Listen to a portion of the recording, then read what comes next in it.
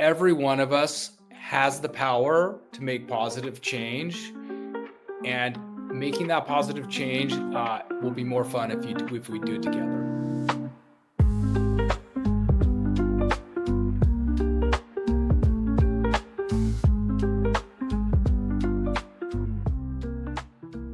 Hello, and welcome to the Negative Space podcast presented by the Anthem Awards. I'm Patricia McLaughlin, Anthem Awards General Manager, and also your host. So within the Anthem Awards, we have 7 main cause areas that make up the work that we honor, and today we're going to be digging into sustainability, environment, and climate. Every year, it seems that we're dealing with these 100-year storms happening more and more frequently, and we have homes collapsing into the ocean due to coastal erosion, and so many hot debates over offshore drilling and wind farms, and so much more. And right now, there are more than 680 million people currently living in low-lying coastal areas, and at this point, sitting back, watching environmental rollbacks happen, and just hoping for the best isn't going to cut it. But for nearly 4 decades, the Surfrider Foundation has been at the forefront of protecting our oceans, waves, and beaches through activism, policy, and grassroots organizing. Today, I'm really excited to be chatting with Dr. Chad Nelsen, Chief Executive Officer of the Surfrider Foundation. Thanks for having me.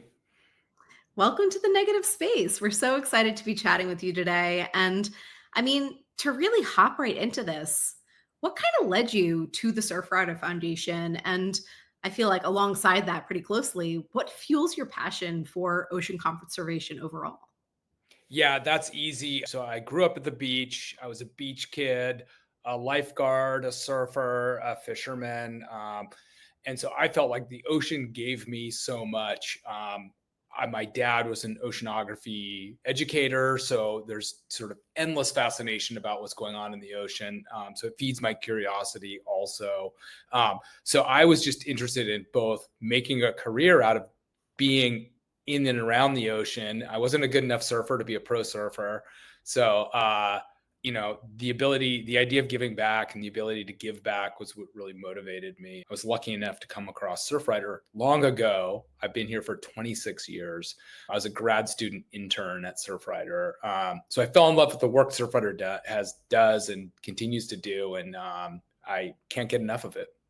And within that too, the organization has a really unique blend of kind of grassroots activism and science-driven policy work. But over time, and even from when you kind of first stepped foot with the organization, how has the work changed and how has the mission kind of evolved over time? Yeah, that's a great question. Surfrider was founded 40 years ago at Surfrider Beach in Malibu. And at that time, it was really about surfers not being included in decision making. Surf spots had been paved over and lost in California. They were being polluted and decisions were being made and surfers weren't being included in those decisions, partly because they were still considered sort of burned out, drop out, like not legitimate part of the society. And so in the beginning, it was really about surfers protecting surf spots. But over time, it really evolved because then we realized, well, we need the whole community. So let's protect, and everyone loves the beach. So let's look beyond surfing to coastal communities. And then we sort of evolved to, hey, these are global oceanic problems, whether it's climate change or plastic pollution. So now I think it's surfers trying to protect the ocean / the planet. So our mission went from this big or scope from us protecting a surf spot to really trying to address these issues globally. And it's kind of crazy as you say that, just thinking about how some of those issues are still so pertinent today. Like I know I have a couple of friends that live down in Rincon, Puerto Rico, and over the past couple of weeks, they've been Yes. protesting this proposed bike path that they want to put in along some of these infamous surf spots that's just going to destroy part of that ecosystem and that community. And so it still pulls back to the roots of where the organization started as you guys have expanded so much. Absolutely. And there was an old school politician named Tip O'Neill, and he said all politics is local, meaning that even at the presidential level, right, you got it there, you got to get votes from individual people in individual districts. And you could say all environmental issues are local too, I think, because, no matter what we do at the global scale, like you're saying, like what's happening in Rincon, Puerto Rico, rubber meets the road in these local places. So whether it's a fire in Los Angeles or a ill-conceived bike path in Rincon, Puerto Rico, we need to work locally. And that's part of the reason why we at Surfrider have this sort of grassroots approach to coastal and ocean protection. Alongside all of this, there's so much that you guys are doing, from offshore drilling work to helping restore impacted beaches after storms and so many things in between. But amongst so many of the hurdles that I'm sure you face, what are some of the bigger challenges that you're facing in this work right now? Yeah, I mean, these two, I mentioned them, like, well, climate change is obviously the 600-pound gorilla in the room. It's impacting everything. And the oceans are absolutely at the center of climate change, although often not thought that way. Ocean covers 70% of the planet. It's absorbed 90% of the excess heat. So it's been buffering climate change for decades. But for the oceans, we'd already be cooking. It's absorbed 30% of the excess carbon. And so, usually we think about rainforests, but the world's biggest rainforest is actually the ocean. But that's also having impacts. Sea levels rising. This is what's causing these coastal erosion challenges. The ocean's warming up. We're getting something called marine heat waves now that's impacting the health of the ecosystems. We're seeing stronger storms impact the coast because storms are fueled by warm water. So the warmer the ocean, the stronger the hurricanes. So climate change is the big issue. It's affecting your local beach because that beach is eroding and it's having those impacts at a global scale. And then the other is plastic pollution. There's a really great short film by a filmmaker, friend of Surfriders, named Dana Franco, called Voices Above Water. It features a 90-year-old Indonesian man, and in his youth, there was no plastic in the ocean. And now he's fishing plastic out of the ocean for a living. And so in one generation, we also, we sort of went from a plastic-free society to one that's completely overwhelmed by it, right? We're probably breathing it right now.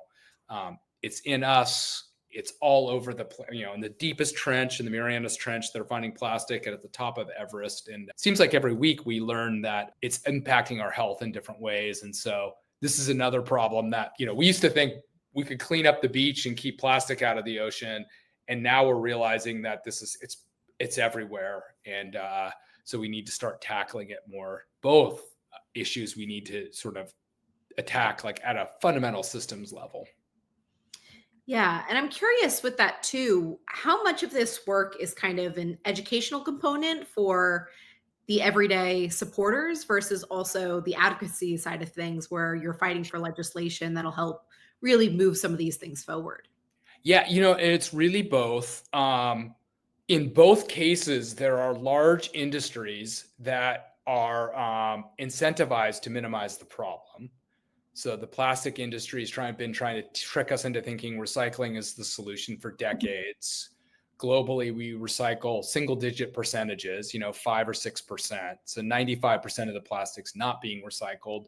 And obviously, the fossil fuel sort of big oil has been fighting climate change. So these have been issues that have been intentionally confused. Is climate change real? It is a amazing question because it's unequivocally real. Is cigarette smoking bad for your health? It's the same question. The fact that we have now an administration that calls climate change a hoax is an indication of how much education we need to do. Yeah. This should be an issue that everyone understands. So that's a big part of it, and understanding how it's going to affect everybody. There's nobody safe from climate change. But to solve the problem, we need to advocate sort of at the policy level, because we need to fundamentally transform sort of how we think about energy production and how we use energy. And, last administration, they passed the Inflation Reduction Act, which is a big bill, that terrible name for a climate bill. But, it was pumping $500 billion into transforming our sort of the way we use power. Mhm. And not only was it going to solve climate change, it was going to produce jobs and do a lot of other good things. And, there's some attempts for that to be unwound. We'll see if that happens or not. I think another big part of the problem is climate change is such a big issue, right? Oh my God, the whole globe, this has been going on. Like, what can I do? And so I think a lot of people feel sort of powerless to make change. And, one of the things we, believe at Surfrider is that everybody has the power to make some change. And then collectively, whether that's changing your personal decisions at your home or advocating for your community to use renewable energy, or at the state level or at the federal level, like that's how we create change, is from the ground up. Yeah. And I mean, on the other side of things too, I'm curious, a little positivity. Is there anything that's been going well recently, or some wins that we have seen within this space to just show that something's going in the right direction here? Yeah, no. And, people ask me that question all the time. They're like, hey, are you depressed? Because like there's these big challenges we're facing. And, my answer is no, because I'm watching solutions happen every day. Mhm. So, California and last November passed a proposition to invest $10 billion in climate resiliency in California. Great news. There's been a number of state bills to reduce plastic pollution. So there's lots of progress happening all over the place all the time. There's challenges we're currently facing with our current federal administration. There's great things happening at the local level and at the state level all across the country. I think on both issues, the public's motivated and activated. There's always going to be setbacks, but I think on the whole, we're making tremendous progress. Something that we deal with is that we're seeing so much of this happen in real time, from this coastal erosion to these stronger storms and the sea levels rising and all of these things that are putting communities at risk worldwide. But how can we really strengthen coastal resilience? And what is necessary to actually kind of do these things? And I feel like there's so much back and forth sometimes when we even talk about some of these dredging projects or some of these things that are currently happening. There's no question that it's really difficult, right? So sea level has risen about 8 inches in the last 100 years, and it doesn't sound like a lot, but that's been enough to cause all the current coastal erosion challenges we have. It's probably going to, increase by 1.5 feet in the next 30 years. So twice as much in a third the time. So a real acceleration. So these little problems are going to get a lot bigger. Using the Rincon Puerto Rico example, the first thing to do is stay out of harm's way. So let's not build new things in places that we know are going to erode, because everything's moving. The coasts are some of the most dynamic landscapes on the planet. And then in these places where we have built, one of the things we're doing at Surfrider, we call it our climate action program, we're restoring coastal habitats. So dunes, mangroves, seagrasses, wetlands, those natural ecosystems provide a buffer to these storms and floods. They provide habitat, they fix the land, and they absorb carbon. So restoring coastal ecosystems is a way that we can sort of buffer from the changes that are coming. So that's, people are out planting dunes like every weekend, and it's fun. It's roll up your sleeves. You can see the results, and it can make a difference. And then the other thing we need to do is adapt to what's coming. And this means moving back. And that's really hard to do. In places where we have public lands, like in California, 1/3 of our coasts are state parks. So we're working with state parks where they have space to redesign the coast to move back. And there's examples at a place called Surfers Point in Ventura and at San Onofre State Park right in our backyard. So we can do that. We can actually use nature-based solutions to move back, kind of adapt the coast to mimic nature, but allow it space for these storms and floods to happen. The real challenge is where people have built right up to the edge. So houses falling in the water in North Carolina and in Hawaii and in Northern California. And, that's tough. We have private property rights. This is somebody's home. It might be where they have most of their wealth accumulated, and they're not just going to walk away. But the coast is eroding, and it becomes increasingly expensive for them to defend those places. So those are places where it gets really sticky, and there's opportunities for government buyouts. There's trying to work with communities to replan them. It's coming no matter what we do. So, our sort of approach at Surfrider is, hey, it took us 50 years to get into this problem. We should be coming up with coastal adaptation planning. Like, what are we going to do over the next 50 years to get out of the way? Because if we just react to every storm, it's going to be a mess. So those are, habitat, staying out of harm's way, and figuring out long-term planning to move out of the way is really what it's going to take. A lot easier to say than to do. Yeah, I would definitely agree with that. And I think it's so hard too, as you see consistently year after year, so many communities having to rebuild. Or, I mean, I know, for example, I spend a lot of time on Long Beach Island in New Jersey, and people lifting homes and trying to do all of these different things. But sometimes it's just kind of taking that step back and realizing, do we need to be on top of this too? Do we need to be exactly in this area, or are we almost doing more harm than good? But I think it'll be an interesting kind of culture shift that is going to have to happen, but there's still a long way to go here. That's right. I think, the other thing that's pretty interesting is, and you're hearing about this in California for fires and Florida for flooding, is the insurance companies Hmm.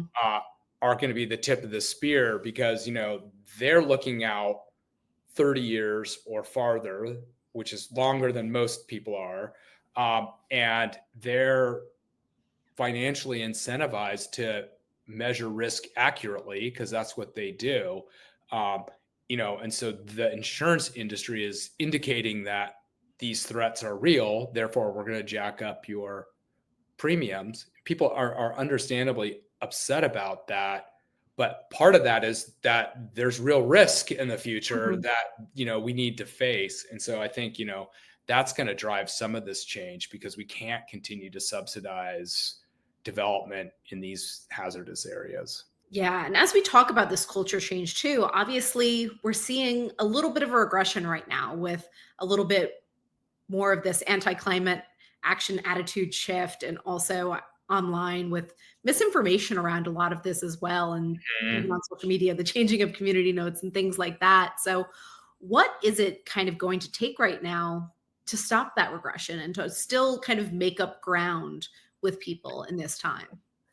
Yeah, I mean, it's interesting because, science doesn't really care about your opinion.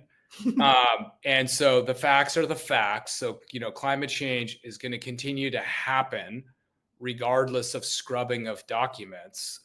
It's really the equivalent proverbial putting your head in the sand, So I think that we can try to ignore the problems, but places are going to get flooded. We just watched that happen to, like, this sort of the southeast, Mhm. tornadoes and floods. Texas is having the same thing. We're seeing these crazy fires like we did in Los Angeles. And so I think we're going to have to, like, face reality at some point. The other thing about climate change is, it's sort of it's happening now, and we're feeling the impacts now. It used to be, oh, it's going to happen in the future. Well, we're there. We're in the future now, and so I think it's a question of, how severe things get.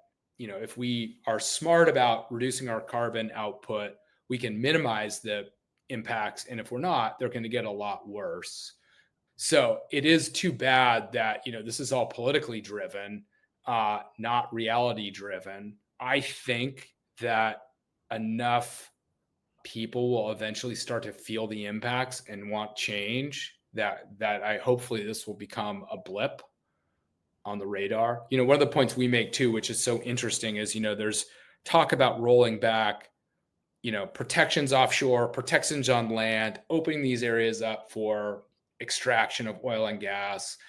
Meanwhile, the recreation economy, whether it's surfers and swimmers or mountain bikers and hikers and campers, is much bigger actually than the fossil fuel economy. Hmm. So, we've found that a lot of coastal communities and a lot of recreational communities on land are opposed to these things because they're doing really well right now servicing outdoor recreation. So there's a really strong economic argument to be made too to protect these places, because if the lands and public lands and waters are healthy and clean, uh, they kind of provide benefits forever versus extractive economies, which come in, take the resource, somebody makes some money, not necessarily the community, and then it's gone. So I'm hopeful that this is a setback, but when we look back on it, it'll be a blip. And a big thing that we've talked about already is kind of the idea of looking locally and how taking that little bite-sized piece just makes everything more manageable and allows you to see your impact. And Surfrider does a lot of that. And you guys have over 200 volunteer-led chapters doing work all across the country. But what does it take to kind of mobilize and sustain such a dedicated group of activists? And how are you guys utilizing these different chapters to move your mission forward? Yeah, that's a great question, and maybe my favorite question, because that's, I think, the secret sauce of the Surfrider Foundation. Um, you know, so we have these 200 chapters and clubs. They kind of do three things in their community. They build community around the passion for our oceans and coasts. That could be a movie night, an expert speaker. Their in-person activities, which we need more of these days as we stare at our phones. And so we try to get people out and excited about these places that we all love so much. Then we do stewardship activities. So this is beach cleanups, water testing, these coastal restoration projects. We get people ocean-friendly gardens. We redo landscapes. So we get people out rolling up their sleeves and getting work done. And those are fun. I was just down at San Clemente State Beach last Saturday doing a beach cleanup, and it's, you meet new people. It was a beautiful day. We saw seabirds and dolphins, and you feel good at the end of it because you made a difference. And so we do about 3,000 of those activities a year and have about 65,000 volunteers participate. So a lot of people, and I'm convinced there is sort of an infinite amount of interest in volunteerism if you have well-designed and structured events. And then we do advocacy, this local, state, and federal advocacy. And again, going to a city council meeting is not fun. And waiting for your 3 minutes of testimony, it's pretty boring stuff. But if you show up with some of your friends, that makes it better. If you organize and you have a strategy to say, get your community to commit to a climate action plan, and you go there and you're successful in advocating for that and you win and the city council approves it, it feels great. And it gives the community a sense of their own power. And, operating at that local level is a scale we all understand. You know who your city council people are. You might bump into them around town. If you show up with 10 people, you can really make a difference. And so it's a scale that like change can happen. Whereas, your congressman or the president seems so far out of reach and maybe not care about your one voice.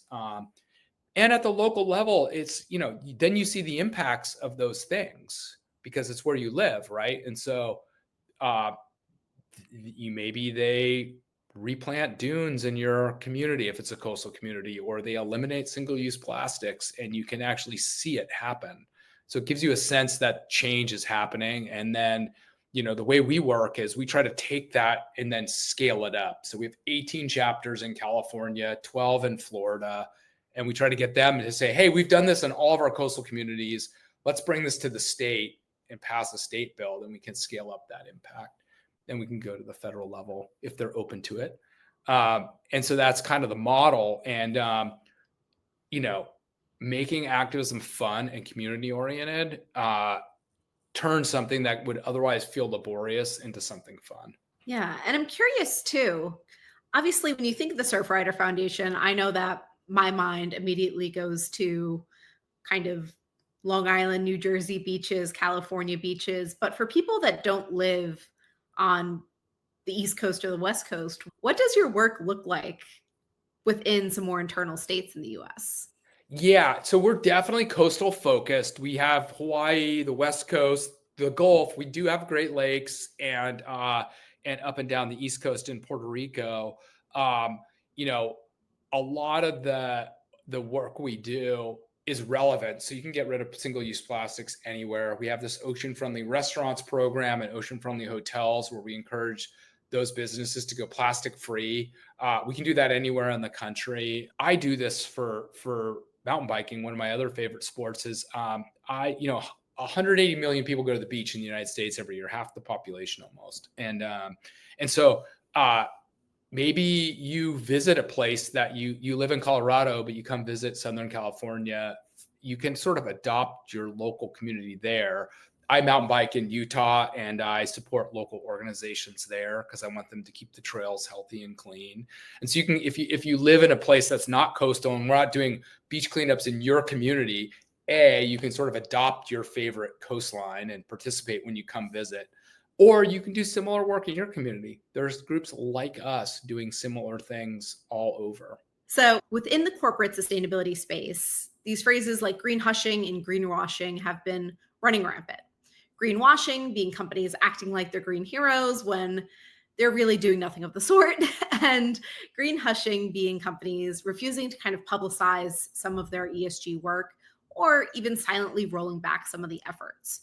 So I'm curious from your position, what are you seeing kind of within these trends and within the Surfrider community? How have you guys been able to hold brands and organizations accountable to ensure that they're doing their part?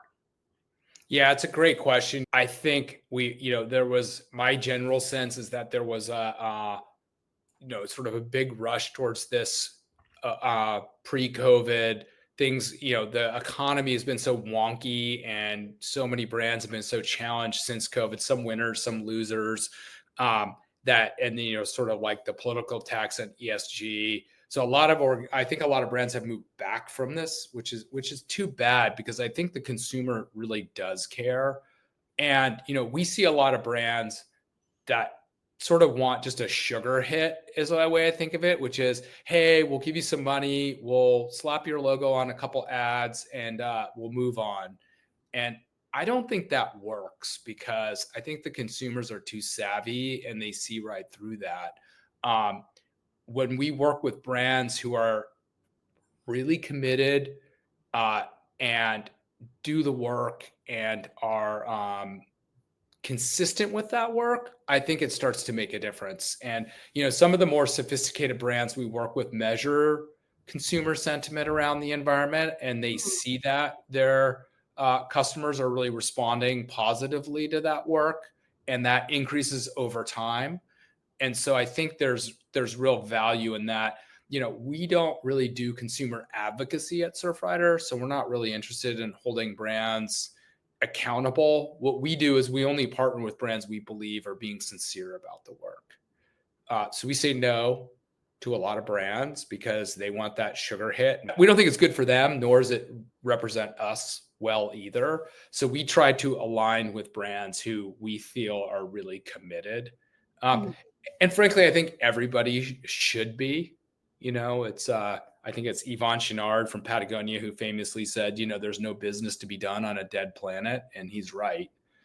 I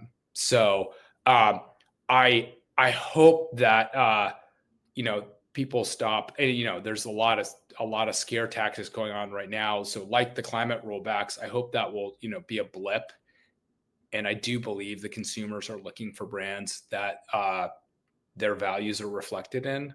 So, that's my hope. And the best news for us is when we partner with a brand and that brand does better, it's a win-win for everybody. And that's really gratifying because we're a charity. So we're receiving benefit, usually financial or some attention, marketing value from them. And when we see that work we're doing that with them collaboratively results in increased sales or better consumer sentiment, that's great for us. And for the brands who measure it, that's usually what we see, which is positive. But it takes time and commitment. Yeah. And as we look ahead for the next 5 to 10 years, what do we see as some of the biggest opportunities to make a lasting impact here as we kind of move through this more difficult time and are able to get back into the swing of things? Yeah. I think one of the big things is I think we need to break down this myth that it's the environment versus the economy. I don't think that's true. I think in many cases, the environment is the economy. And so that false narrative, which is driving some of the current decisions being made right now, is unfortunate. Nobody doesn't want clean air, clean water, and clean open spaces. But until we make that a voting issue, and get people actually, voting for those things, we're going to continue to sort of see some of this backsliding. And, I think there are things underway like the energy sort of transition that are now, the cheapest energy in the world is wind and solar energy. So we're going to see more of that, I think. And I think the benefits of climate action haven't been sold as much as they could be. Whether that's a more stable climate or cleaner air or better, more efficient ways to cool our homes or move around the planet. So I think there's like a upside to climate action that story hasn't been told as well as it could be. But, I always say you wouldn't be an environmentalist unless you are an optimist, because you would only do this work if you believe that it will result in positive change. So I'm convinced, we're out there fighting the good fight.